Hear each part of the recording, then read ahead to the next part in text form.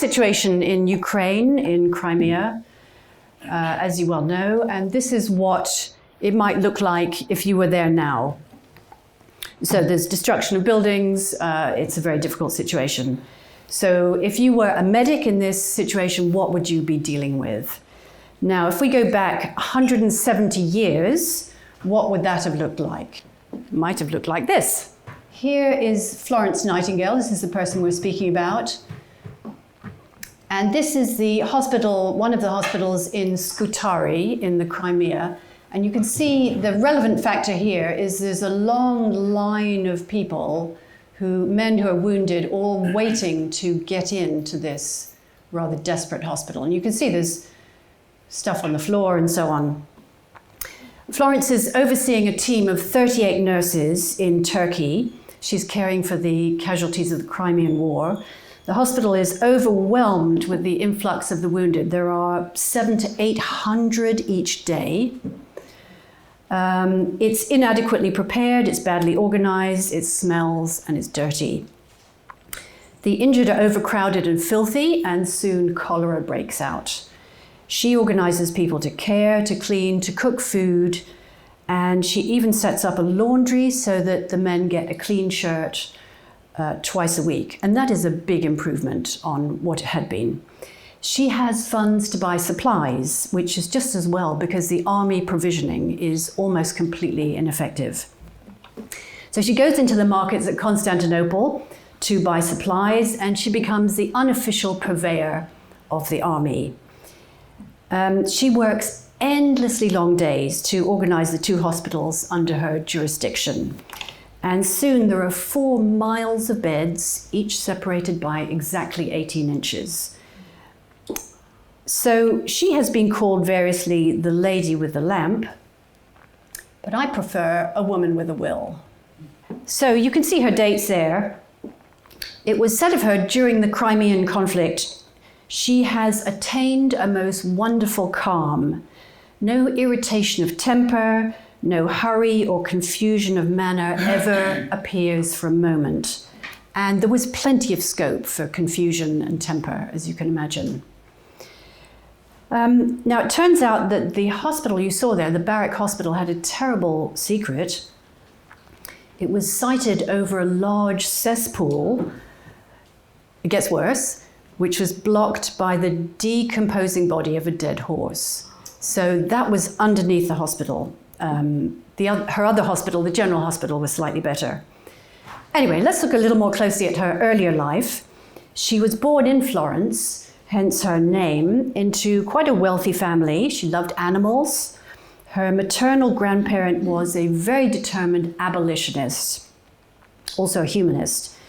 And even at this very early age, she had a great interest in maths, but she was more inclined towards nursing. It was actually many years before she could fulfill this ambition. Nursing was regarded as a very disreputable career for women at that time. Now, Florence and her sister were taught by their father, and she got a really outstanding education, more than equal to anything any men would have got at that time. And she loved music. In her teens, she mastered classical Greek. She translated parts of Plato, Phaedo, Crito, Apology. These are major dialogues of Plato. There were family tours through Italy and France, which led to lots of new friendships. In the 1840s, the series of poor harvests and the corn laws were driving people into distress, and Florence wanted to help. So she started to help in the village around where she lived. So she had early experience helping these villagers in both illness and poverty. By 1844, she saw nursing really as the way forward. Now, age 17, she had what she said was a calling from God. This is what she said: God spoke to me and called me to his service. So she's only 17, and she's not quite sure what that might mean, but that's an enormous impact for her.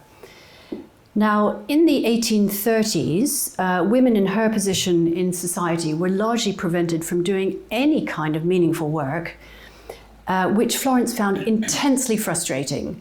You know, the usual business of entertaining, caring for the family and so on, she found completely suffocating. So she had to bide her time. And during, in fact, many years, she was quite close to a mental breakdown. It was just so frustrating for her.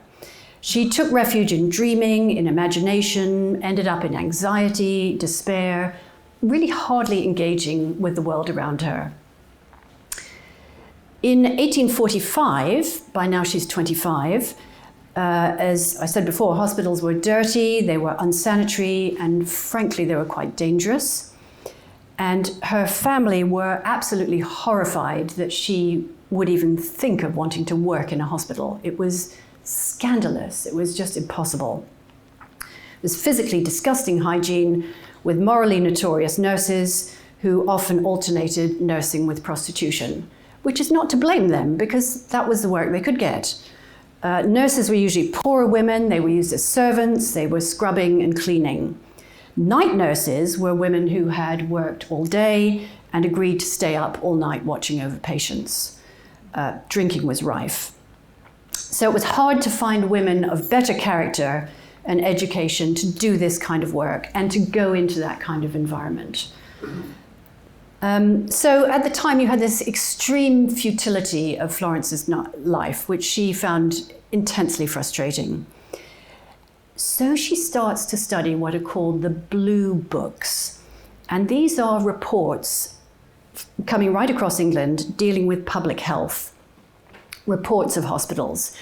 And she begins to amass a vast knowledge of the sanitary conditions of the hospitals across England. And she says this: I feel as if all my being were gradually drawing together to one point. I find that a fascinating thing to say. There's so much sort of focus and concentration coming into her at this point. She really renounces the prospect of marriage and even friendships. I'll say a bit more about that later. And she wants to go to a German hospital, Kaiserswerth in Düsseldorf, for training as a nurse. And again, her family are outraged. It's totally impossible. It's unthinkable. And so Florence is so depressed that finally a family friend, Selina Bracebridge, takes her to Italy to try and renew her spirits, to try and just give her something to look forward to hope for. Now, in Rome, on this same trip, Selina introduces her to Sidney Herbert, who's going to become extremely important in her life later on, becomes the Secretary for War. And Selina decides to stop at Kaiserswerth on their way home in 1850. So when she's there, Florence does some training. She does about 3 months of training in this hospital. And even here, she's actually largely self-taught. She's observing the need for observation, ventilation, good food, cleanliness, quiet for patients, this sort of thing. For Florence, health is not a gift from God. It's a state that humans must attain for themselves. It doesn't just come off trees. You have to work to attain health. So she comes back from this German hospital. It's been very stimulating for her.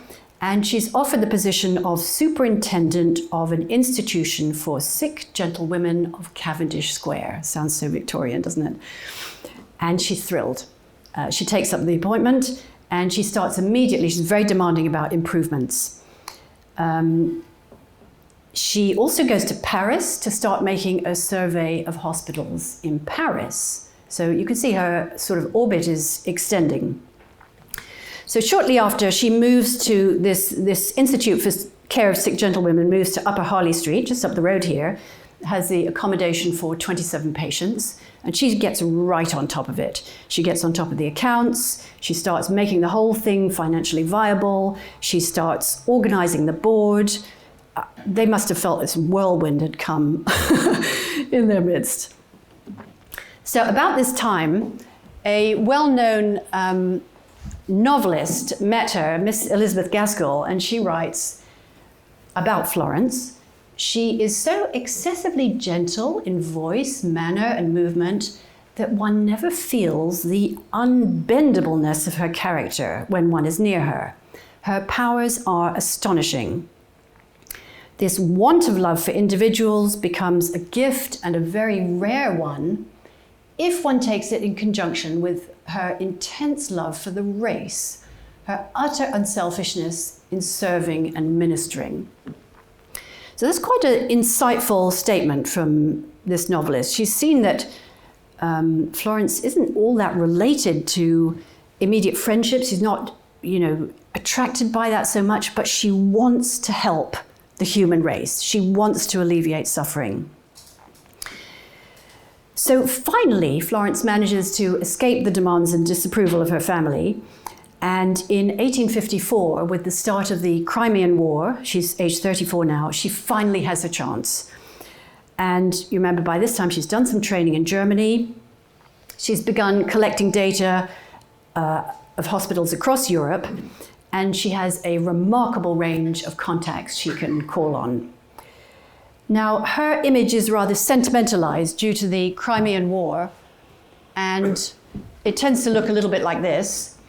If she was depicted as a figure of grace, walking with her lamp, it was actually a rather efficient and ferocious grace, trying to do battle with disease, administrative incompetence, and insubordination from some of her nurses.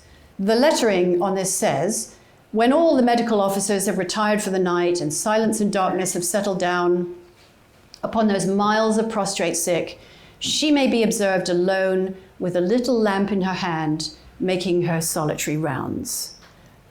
So it's very beautiful, isn't it? And there's an image of her, and there's a lamp. Now, I'll just say this kind of made it into magic. This is a bit like an Aladdin's lamp, isn't it? You expect a genie to pop out. And the real type of lamp she would have had would have been more like this, which is the Turkish lantern, which she would have got in the markets at Constantinople. It's called a fanus. So this was a huge event in Florence's life. Now, I'm going to insert a little section here on Mary Seacole, because you can't talk about Crimea without mentioning Mary Seacole. Mary Seacole was born in Kingston, Jamaica, and her father was a Scottish officer, and her mother was a Jamaican doctoress, as she was called, sort of female doctor. So Mary, also a doctoress, had herbal remedies. She already had some exposure to cholera in Jamaica and Panama. She even caught it herself. She gained some real skill in healing, understanding that these diseases were contagious, and she even conducted a post-mortem examination to discover more about cholera. And that was really way out to do post-mortems. So she applied to Florence's team. I think Florence's team had already gone out, so she was late on the application. But somehow she was refused. So Mary Seacole actually went out to Crimea under her own steam, and she opens the British Hotel for invalids in Crimea. She establishes a mess table for sick soldiers. She bought supplies and medicines. You can't really see it in that picture, but she wears a yellow dress and a blue bonnet with red ribbons, so she's very recognizable. She has tremendous problems in the British Hotel with rats, with flies, with rampant thieving. And men, usually wealthy officers, liked going to her. They could get supplies from her stores, and she could treat their diseases and their wounds. Now, Mary would bring delicacies, which they would happily pay for later. Letters from soldiers came to her requesting medicines for jaundice, diarrhea, cholera. She didn't allow intoxications, cards, and dice, but she did sell liquor. Men would come to say goodbye to her in place of their friends. Or their families. In a way, she saw them all as her sons. So many of her friends and colleagues, of course, were killed in this situation. Finally, with the armistice, Mary Seacole had laid in a lot of stores, and she had to sell a lot at a huge loss. And she had actually been very happy in the midst of all this toil and danger. She really enjoyed the situation she was in. There was great uncertainty at the end of the war, going home. As she returns to England, she's broke, she's fatigued, she's bankrupt. So she writes her autobiography as a way of raising some funds. She's fondly recognized everywhere she goes. When she comes back to London, men everywhere recognize, "Oh, old Mother Seacole, it's you." You know, they're so happy to see her again.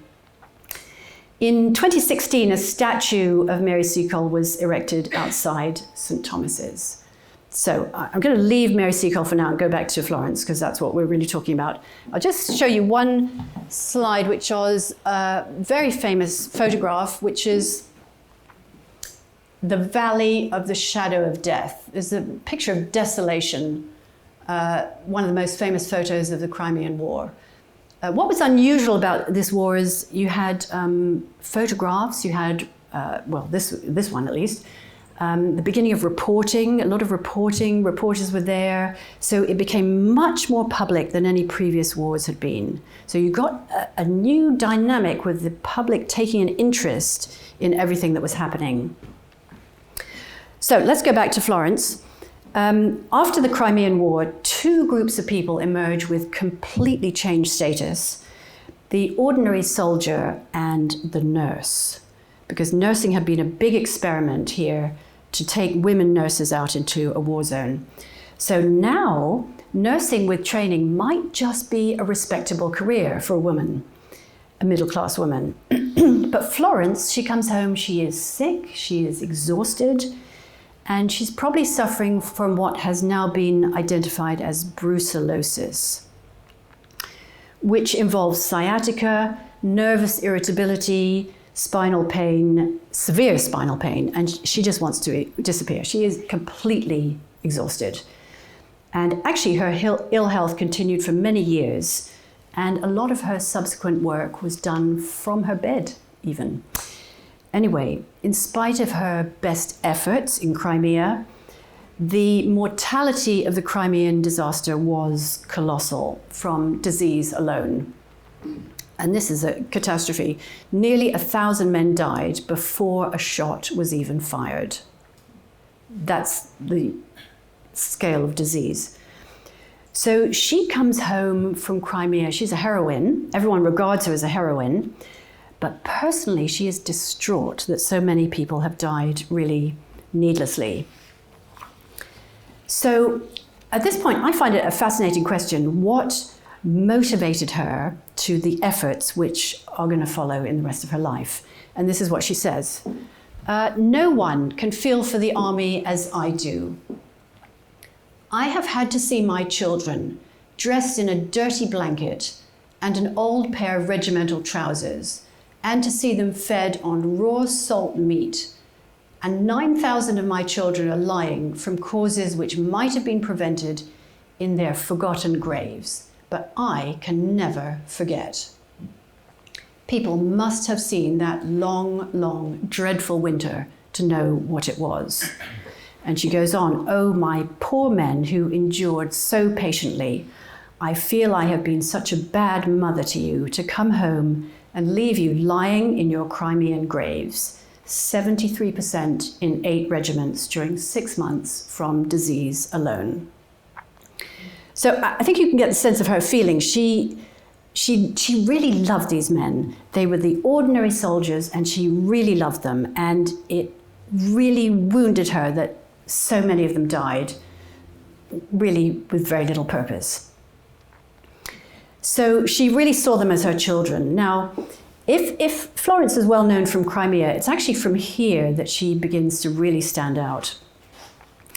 So after a few weeks, she observes the kind of inertia of officialdom, and she wants to make known how disastrous this had been in order to create some reforms in the army. So let me ask you, if it were you, if you were her, if you felt like this, how would you address this problem? How can you get the government, how can you get the public, how can you get change made? Everyone's exhausted, they've come home, they just want to forget about it all, but you want change. How are you going to do it? So she wants to make the numbers have impact with the public. And she realizes that numbers on their own don't really have much impact, unless you're an accountant, I guess. So she is actually an early statistician. Now, there were some interesting early connections. Charles Babbage, the father of the modern computer, was a guest at the Nightingale house when Florence was a child. Ada Lovelace was a family friend who wrote prophetically of Florence's future fame. And probably most importantly, she met a man called Quetelet, a Frenchman, who was the originator of statistical science. He was a mentor for her. So I'm going to mention, this is Professor Sarah Hart, and I went to one of her lectures. She's a mathematician with Gresham College, and she looked at some of the statistics that Florence assembled. So I was in touch with Professor Sarah afterwards, and she shared some of these diagrams. So what did Florence do? She got good data, really good data from what she was doing. She interpreted the data correctly, and she chose the perfect image. So let's look at some of her images. This is the first one, and it's called the polar area or coxcomb diagram. So I'll try and describe it. I hope people online can see this. You start looking at the right-hand shape, and it begins here, April 1854, May, June, July, August. We're going around clockwise, and each slice of the pie is a month. And then it goes over to here, over to the left-hand shape, April 1855, and again round to the end of the year. Now, each area has a significance. So the people who died of wounds are in pink, and the people who died from disease are in blue, and the people who died of other causes are in black. So you can see straight away here, there's a colossal number of deaths before there's even a wound. So the shot hasn't been fired and people are dying. And that is unacceptable, isn't it? So this is a very sophisticated piece of infographic, if you like. It's a statistical, and I should say just this. Each area, this blue area, it doesn't stop here. The blue area goes right through to the center, and the black area goes through to the center. So there's multiple layers of data here, all on one diagram, which is a phenomenal piece of work. This statistical analysis started to have an impact with the public, and it was a very strong call to action through these visuals. I mean, even when you see that, you kind of gasp, don't you? This was the worst part, December, January, February. Turkey is pretty cold, and just look at the volume of deaths from disease. You expect, unfortunately, men will die of wounds in a war situation. They should not die of disease. That should not happen. That wasn't enough. She went on. So she did the same diagram in another form, which was this one. So this was just deaths. And again, it starts here and it goes round clockwise, and then it goes around to here. Now, what she put in the middle here was a comparison, which is the mortality the army would have had in the unhealthiest city in Britain, which at that time was Manchester. So you can see there's a relatively small circle of deaths, but this is the army in an occupied zone, and just look, this is aggregated, and it's just terrible, isn't it? This is called the batwing diagram. So in January 1855, this is hard to understand, the rate of mortality was 1,174 per 1,000. So somehow the numbers were just massive. Now, from the mid-1870s, Florence Nightingale and Benjamin Jowett, who she met later, were actually planning a chair at Oxford in statistics. Now, as a result of these unnecessary deaths, she propelled, really, the Royal Sanitary Commission. Doesn't sound very sexy, does it? You couldn't get excited about a sanitary commission, but it's really important. It was a period of intense work for Florence, and it doesn't sound glamorous, but provision of fresh water and proper disposal of sewage is central to public health, and don't we know that even today? Now, as the Royal Sanitary Commission proceeds, Florence assembles a remarkable statistical evidence on practical administration and organizations of regimental hospitals. So she's looking at these regimental hospitals. The Sanitary Commission starts to bring about immediate improvements, and she's able to convince the government health officials of the need for reform thanks to this statistical analysis. So, for example, when they instituted some reforms in Scutari in Crimea, the mortality rate dropped from 42% to 2%. Pretty simple. Now, this all put a lot of pressure on Sidney Herbert, who was one of her great allies, the Secretary for War. And I mentioned they met in Italy sometime before. They were great co-workers. By 1857, Florence is really collapsing through exhaustion. And she kind of uses her ill health to keep her family slightly at arm's length. And thinking that she was going to die added a lot of urgency to all her work. Everyone thought, oh my goodness, she's going to die. We must do what she says right away. We must address what Miss Nightingale is asking for. So in the 16 years following Crimea, she worked exhaustively for government departments. And using her powerful political connections, she lobbied successive governments for improvements in public health, both in Britain and abroad. Now, she set about then actually reforming the British Army, because it wasn't enough just to look after the hospitals. You had to look at how the whole army was organized. And just get your head around that. This is a woman trying to reform the British Army. That would be pretty hard in any day, but go back 170 years. So where men had been regarded as rather expendable brutes, she really saw them as her children. They needed better treatment. While still in Crimea, she staged lectures, singing lessons, minor theatricals, football games, just treating them like people. But in particular, she created a safe means of them sending their money home to their families. Now, previously they hadn't been able to send their money home, so all they could do was drink it.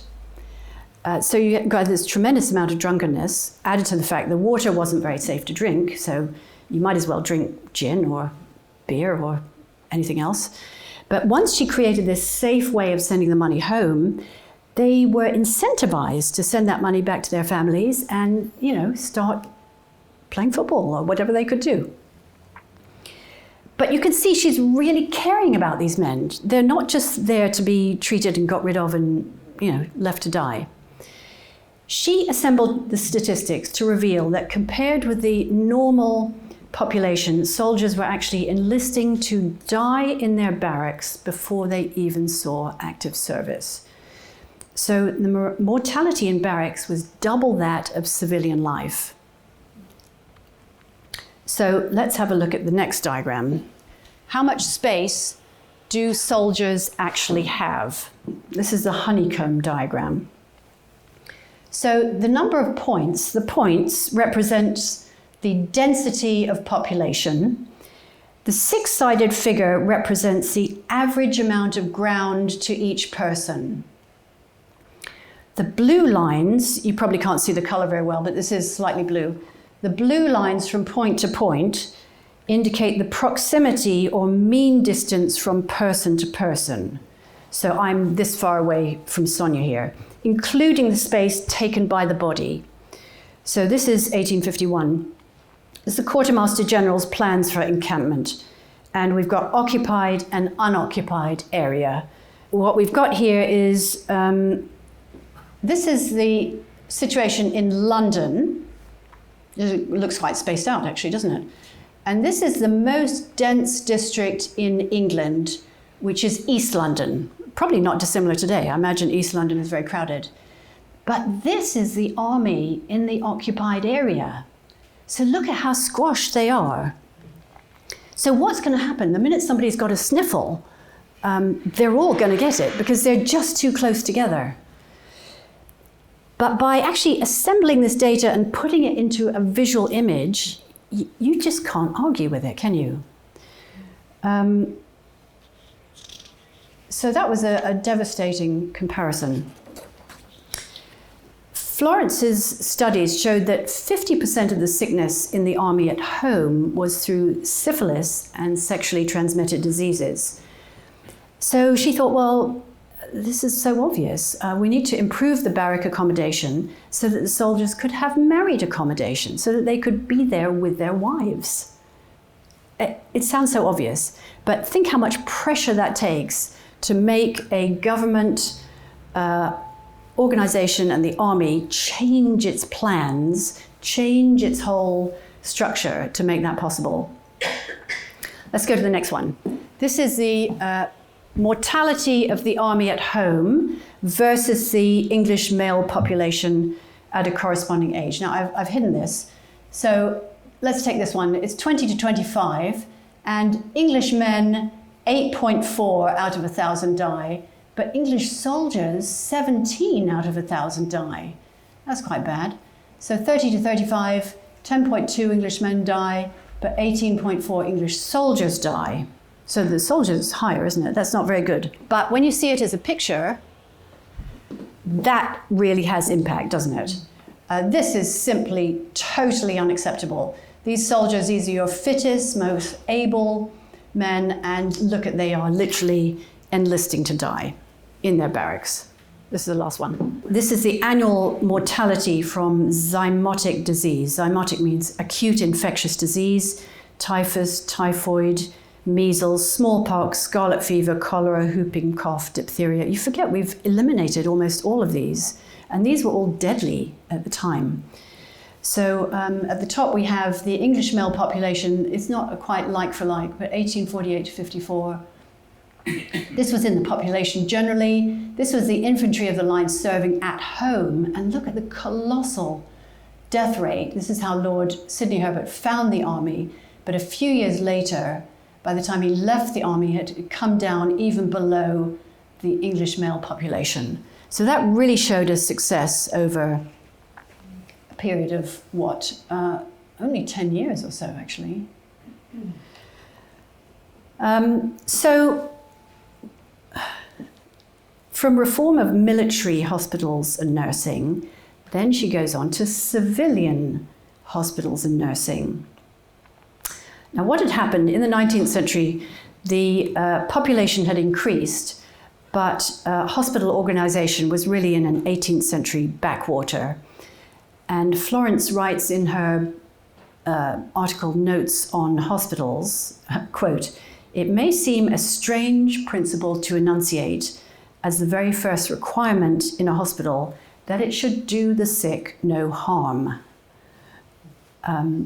We could do well to remember that, actually. So the answer in her mind to hospital mortality was not prayer or self-sacrifice. It was ventilation, cleanliness, better drainage, better food. And by this time, she has been constantly asked for advice on hospital construction, both in the UK, abroad, India, Prussia, Holland, Portugal, right across Europe. She said, we must study statistics. To understand God's thoughts, we must study statistics, for these are the measure of his purpose.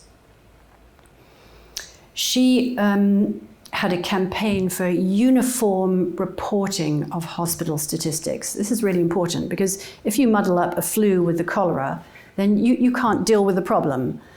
So uniform reporting, naming diseases so that disease could be understood and eliminated. By 1858, she was elected a member of the Statistical Society, but she's also in a state of pretty continuous exhaustion. I'll just show you this little book she wrote called Notes on Nursing, still in print. It was published 1860s, just 76 pages. It's not a manual. It says actually, Notes on Nursing, What It Is and What It Is Not by Florence Nightingale. Very quaint, isn't it? Actually quite a sensible book in many ways. It was a huge success. She said things like, nurses should have the ability to read every change that comes over a patient's face without causing him the exertion of saying what he feels. So she's very intent on training the ability to observe, using all the senses to observe what is wrong with the patient. Now, there were multiple versions of this work for different audiences. The book appeared in France, Denmark, Sweden, Germany, Italy, and in the US. So this is going right across Europe. So by 1862, she really is now a bedridden invalid, but she's working at her absolute peak. So now hold on to your seats. As the British Army was stationed in India, now the great subcontinent of India also comes into her focus. She never actually went to India, but she worked first for the improvement of the army accommodation. She requested reports from India to investigate the health of soldiers in India, as well as the native Indian soldiers. The vast amount of paperwork.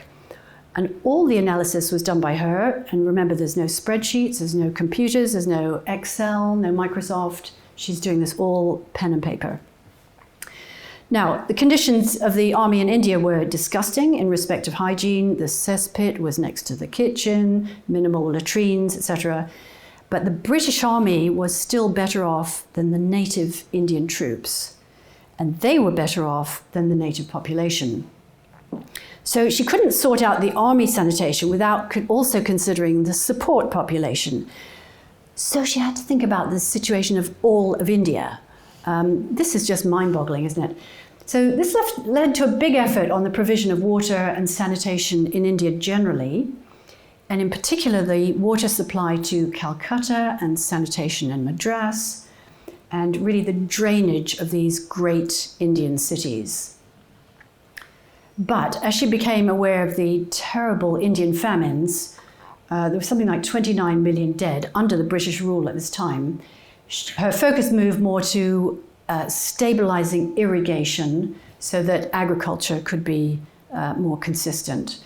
And that led her onto land tenure in India, because a whole bunch of wealthy landlords held all the land, and then the poorer people didn't have the land, they couldn't grow their crops.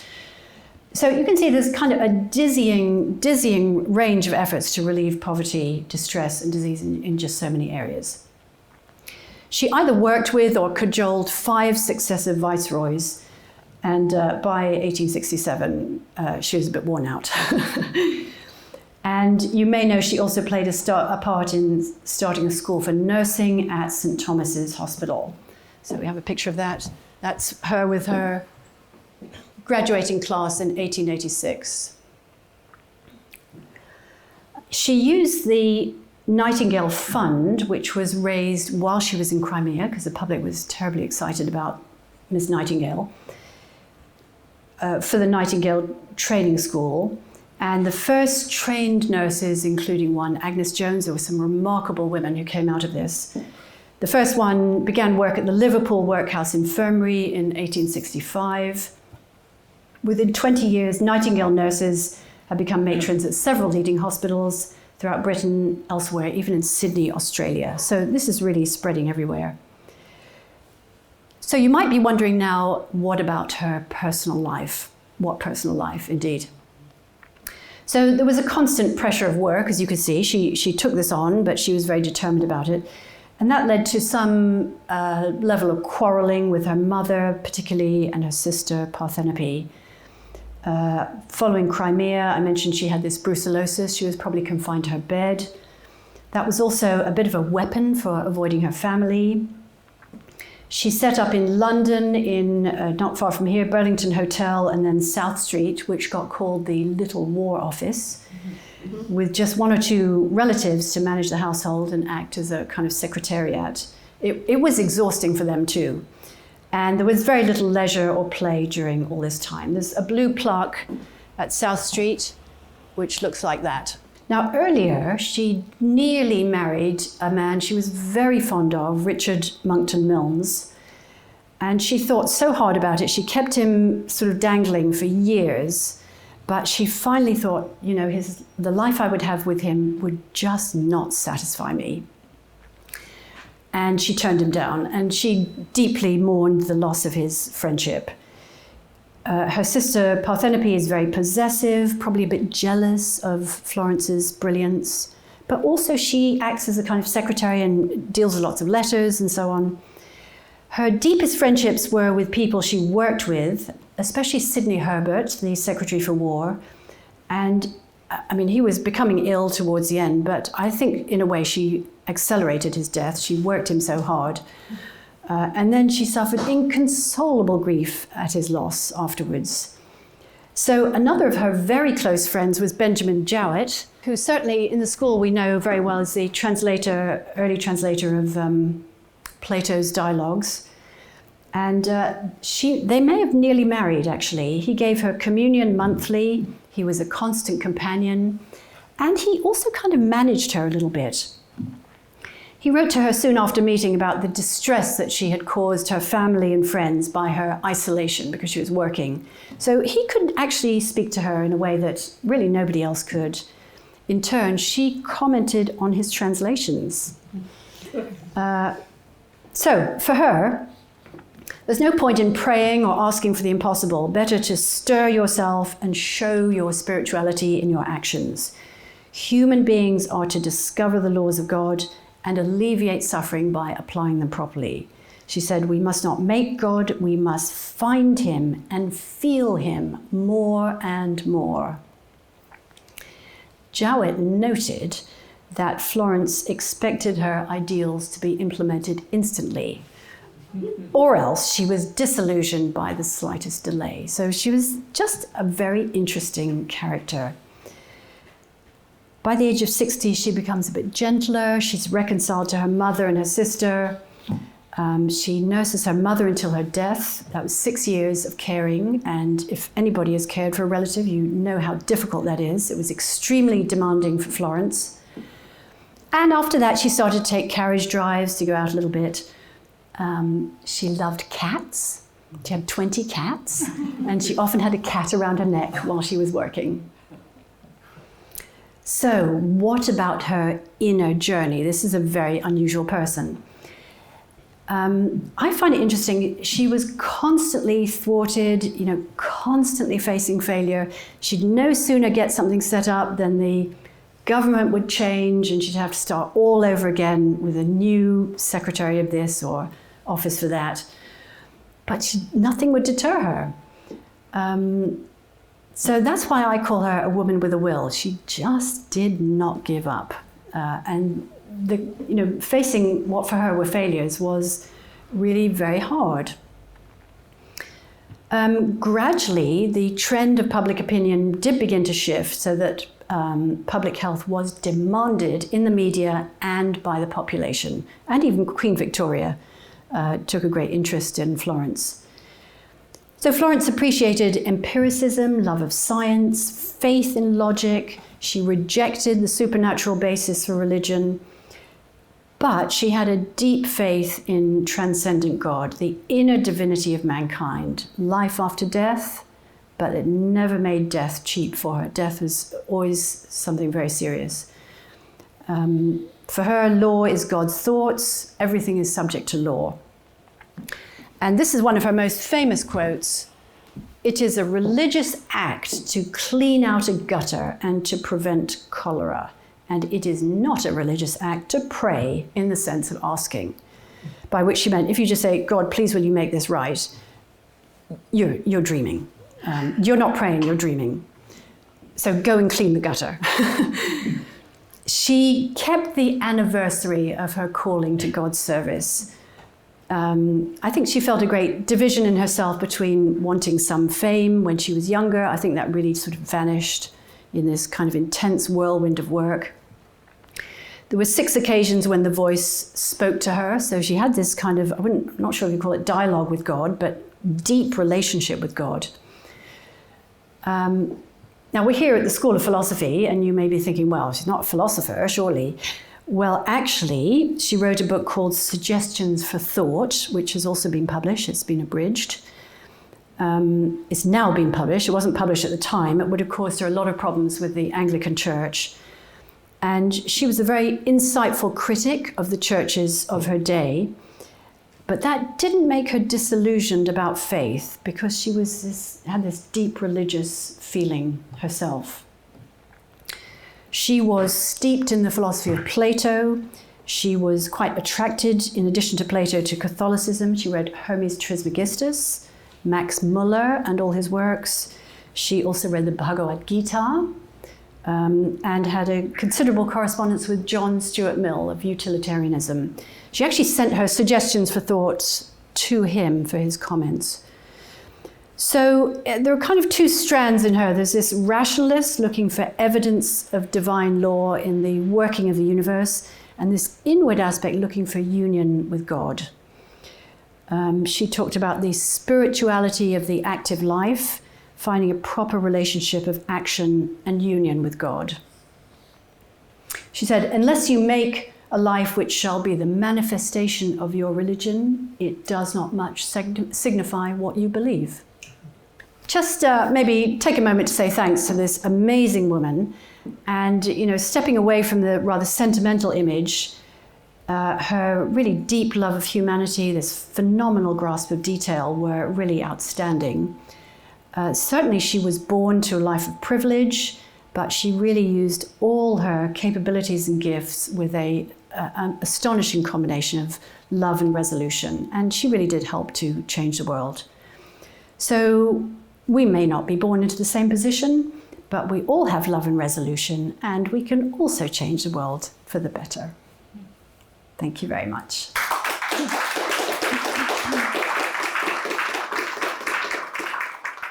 Yeah, I'm just wondering, was she kind of the first person to make the connection between cleanliness and hygiene and less people dying and that kind of thing?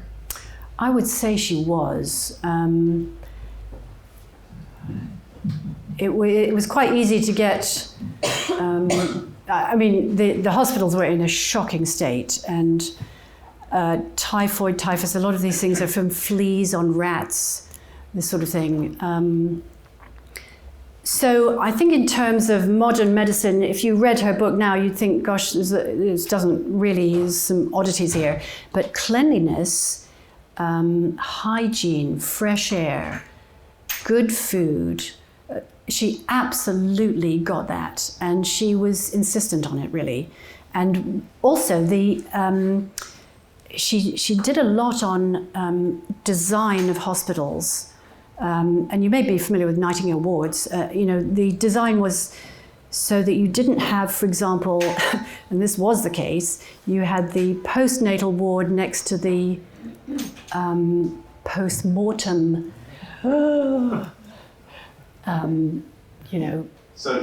So really, she was very, very good on cleanliness, I would say. So very hot on that. Did people understand about bacteria before she came out? That was developing during her life. So yeah, it's a good question. So originally, when she started, it was about miasma. So miasma is you've got this dirty air, and this bad air is sort of sending disease to you. And gradually, bacteria, germ theory began to be understood during her lifetime, and she gradually came onto that. But basically, cleanliness is it's good for everyone, isn't it? Whatever way you understand it. Okay, thanks. It's a good question. Thank you. Got any online? Yeah, there's one online, but I'll give the next one to the audience if you'd like to take the opportunity. Thank you. Yes, did Florence, was she aware of Mary Seacole? Did they have any correspondence, or did they have an awareness of each other and what they'd achieved in their lifetime? Yes, so these are two very, very different women. And a man called Mark Bostridge just wrote a biography about 10 years ago about Florence, and he said the huge reputation of each of them does them a disservice, really. Mary Seacole came out to Crimea, and at a certain point she came to Florence and asked for accommodation for the night. And she said, look, if you haven't got accommodation, I'll sit up during the night and I'll nurse through the night for you. But Florence said, no, we can fit you in here, and we'll put you in this little room here. So they did meet, and Mary Seacole said Florence was very kind to her. She said to her, Mrs. Seacole, what is it you want? How can I help you? They were doing very different things, and it's important to understand that, because if you compare them, they don't really compare very well. They're very different women. Later, many years later, I think Florence said that she felt Mary Seacole serving or selling alcohol would have been a problem, because men would have got drunk and then you were all sorts of problems. So I don't think she would have completely agreed with what Mary did. Mary offered to join Florence's team, but the first team had already gone out. So I think they had an awareness of each other. I don't think they were close. I think much has been made of competition between them, and I think that's completely misguided. I don't think it's based on proper scholarship. You know, there were a lot of sick people. There was room for various approaches. But I imagine, you know, in Mary Seacole's defense, if you were a man and you had a wound or a sickness or something, you would be jolly glad to go to anybody who gave you a glass of wine and a slab of ham and a potato or something, just to, you know, relieve some of your distress. And if she could give you some medicine as well, all the better. She was actually probably better qualified in terms of treating cholera, jaundice, and so on, a better knowledge of herbal remedies than Florence had at that time. So they were just very, very different. And I think the kind of current trend to make them fight with each other is really misguided. I just don't see any valid evidence for that. I have questions online. Can I just ask about, can I be heard online? Yes. So, Christine, the first one is from Valerie Rees, maybe from Christopher Rees. Reads, you demonstrated her remarkable grasp of and use of statistics. Did she teach stats? Did others pick up the skills and techniques? That sounds like Chris, doesn't it? She and Benjamin Jowett intended to set up a chair at Oxford for statistics. I don't think I'm sure she didn't teach it. I don't think she had time, because she was just too busy with everything else that she was doing. But she did kind of start a trend in making these figures have impact in this visual way. So I don't think she taught it directly, but probably by what she started, in a way, indirectly she taught it, yes. Okay, thank you. There's another one. I think it's from Lucy. Is there anything she credited for her longevity? Perhaps she lived by her own good health guidelines, but was she also exposed to excessively unhealthy environments throughout her career? And yet she lived to an exceptionally good age for the period. She did. She lived to age 90, which is amazing. And while she was in Crimea, she actually got cholera. She was at death's door in Crimea. She was very ill. And she had this brucellosis, which is a bacterial infection which recurred and recurred again and again.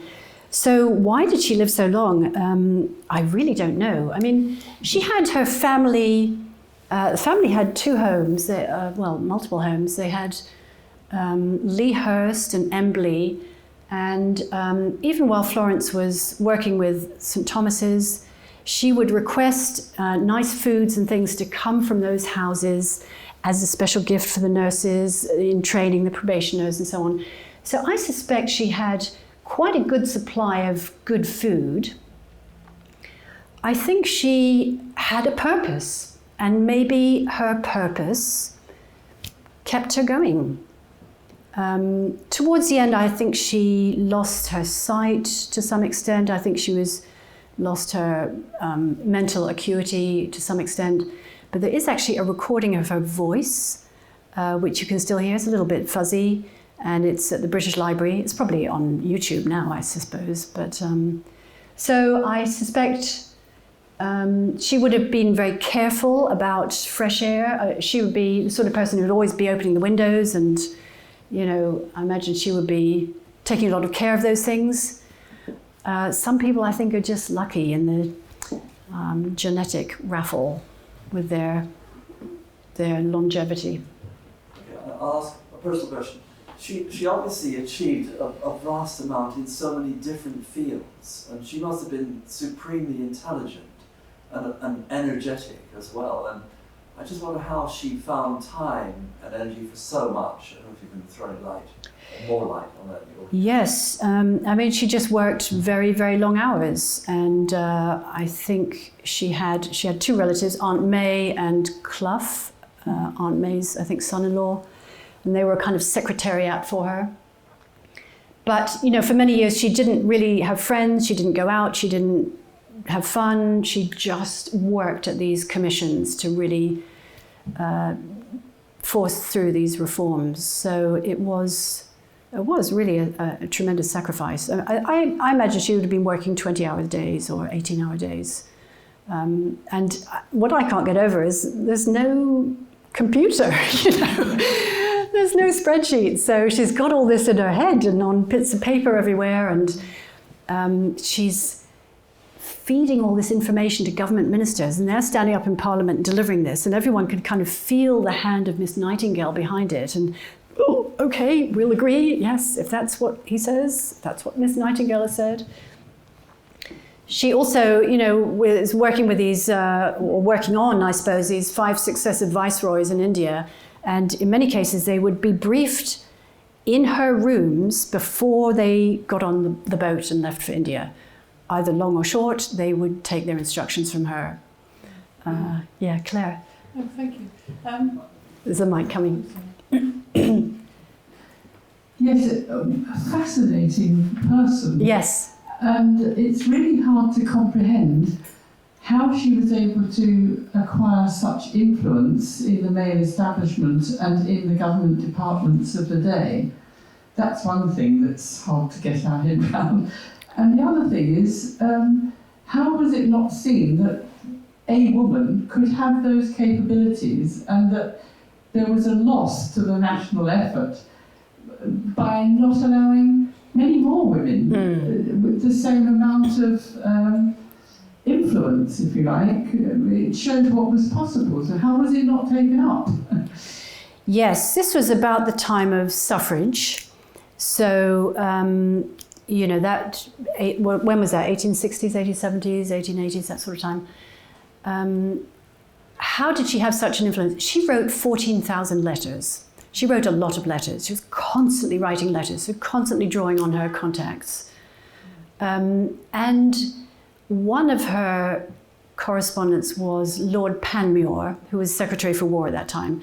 And she called him the bison because he had this rather strange hair that went up like this, so he looked a bit like a bison. Anyway, she was very clever with him. She would write these wheedling letters, these charming letters, these pushy letters. You know, she was clever. I think she was just clever, the way she could just persuade people to do things, not always successfully, but just very determined. And frankly, if you had Florence Nightingale on you to do something, I think you just, you know, okay, I'll just do it, get off my back, you know. She found it very frustrating that women had so little scope for really using their power. I mean, intensely frustrating for her, especially in the early years of her life. And although she supported the vote for the women in the end, it wasn't really a main concern for her. She wanted women to do more useful work. She thought they had so much potential, and why are they being locked up with their families? Why can't they go out and do more useful work? So she would have been asking exactly the same question, really. But it is amazing. I guess one of the reasons it worked was because she was quite careful, at least for many years, not to put herself forward. She was always in the background. So she was sort of propelling these things through other people. And she would brief them, she would write their notes, she would write the notes that they would read in Parliament. So I think you tend to like people who don't grab all the glory. It's more acceptable if they're helping you do your job. That was a factor. But, you know, certainly in the early days, you feel her intense frustration with this just inertia that's forced on her, really. Yes, Christine, I've heard the saying it's possible to get anything that you want done as long as you let someone else take the credit for it. Yes, that's probably right. Yeah. There's a question over here. I find myself asking a question about what is this telling us about today? And what message is she giving us today? When I look at the current economic situation, where the ordinary person finds great difficulty in expressing themselves and so on, perhaps it's to do with the beginning, that she felt a calling from the Creator. And is that a message to us now, that despite all the difficulties there are, and I think most people will have difficulties, as I say, finding their calling, being able to express that, and find the joy and the satisfaction of that. And somehow, is there a key, do you think? Yes, I think there are several things to learn from this. In a way, that's why I put that question in the notes. What else can we learn from this woman?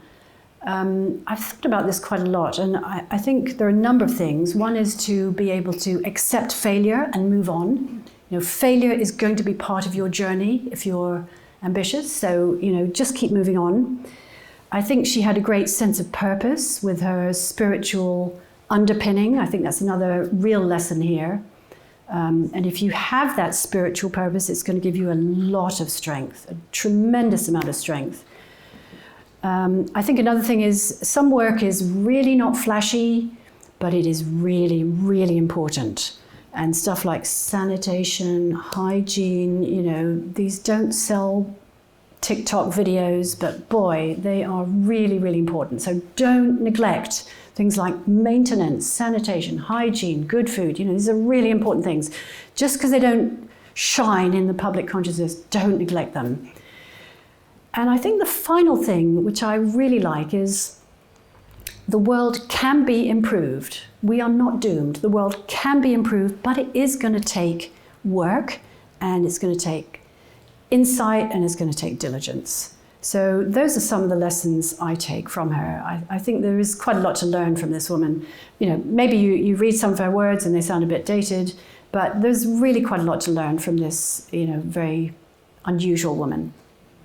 Chrissy, there's a question from Patrick Coleman, who I believe is in Ireland. Yeah, let's make this the last one. Yes. He said, could you say a little more about her message from God? Yes, well, that's interesting. She said originally, I think she was 17, God called me to his service. And she didn't know what that meant. And she puzzled over it. She didn't know what to do, you know, and she thought about it, and she wasn't allowed to do this and she wasn't allowed to do that. So, you know, it was, for her, that was a big question. What does this mean? But I think what it shows, I've never seen a discussion from her of what that meant, that calling, but it was something profoundly transformative in her life. And it really shaped her life forevermore, because she celebrated that day when she had that first calling all through her life. So I think that shows something of the kind of real spiritual power in her, in a way. And I say power in the best possible way. I think it gave her power, it gave her energy. There were problems in Crimea with sectarianism, with the Catholics arguing the Protestants, and the Catholics wouldn't do this, and the Protestants wouldn't do that. You know, it was a real problem. But she just felt close to God, I think. And in a way, I think that bypassed all those problems. And it gave her life purpose. So... That's not going to be the last question. I have one more. Okay, that is going to be the last one. You've spoken with great enthusiasm and at great speed, with obvious huge interest in the life of Florence Nightingale. Has she been a personal inspiration for you in your own life? Have you found it valuable to study and understand what moved her and what caused her to do so many fine things?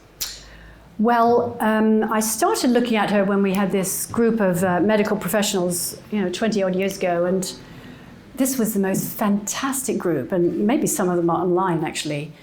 It was an absolute joy to work with these people. We had a paramedic, a radiographer, somebody did training in nursing, somebody was very high up in the NHS, and everybody was fed up with their jobs. You know, everyone was discouraged. And it was interesting, the more we looked at Florence, we looked at the Nurses' Pledge, we looked at, you know, various things, everyone's kind of rallied a bit, you know, it cheered everyone on. And funnily enough, one of those ladies I saw recently, she said she started dealing with this material during COVID with other nursing medical professionals who were under tremendous pressure during COVID, as you remember. So I just think sometimes it's good to meet people who are inspiration. It doesn't matter if they're dead. You can still learn about them. You can still meet them. You meet them through their words, through their actions. I think we need heroes. We need inspiration. And I think that's what she's given me.